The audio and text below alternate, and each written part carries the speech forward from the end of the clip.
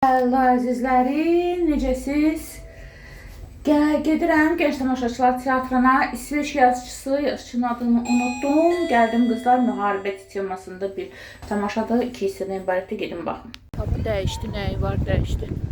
Deyirəm ki, Orxan ukladka eləməyə ayrı, mənim ukladka eləməyim var. Nəysə o ukladka alınmadı, yoxdur. Çünki mənim saçlarım qıvrılır və sözü qulaq asandır. Belə gəldik, çıxdıq. İnşallah ki gecikmərik. Çatdıq Genç Tamaşaçılara. Bu yaxında da deyəsən opera açılmalıdır, deyil bilmirəm. Opera təmirdədir, opera studiyasında gedir onun repetituarı. Günə buraxacaqlar, biz içəri gəldik.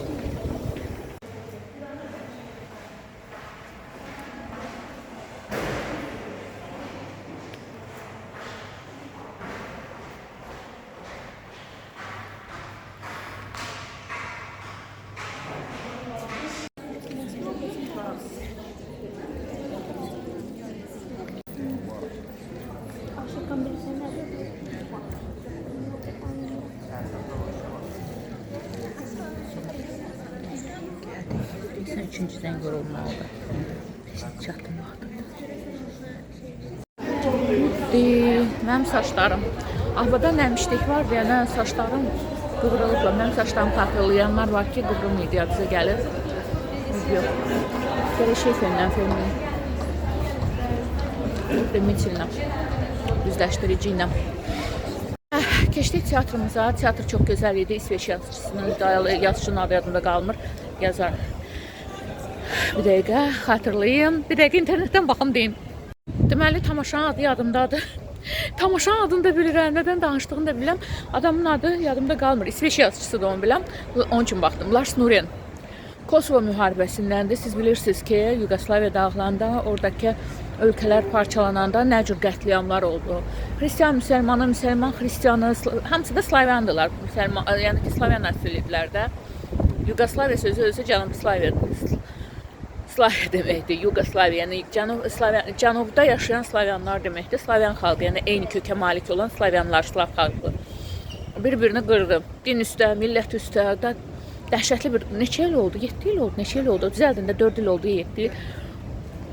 Müharibənin faciəsi, müharibə bitdikdən sonra faciə çox gözəl idi də, yəni. 2 hissəli idi, hər hissəsi də 50 dəqiqədən ibarət idi.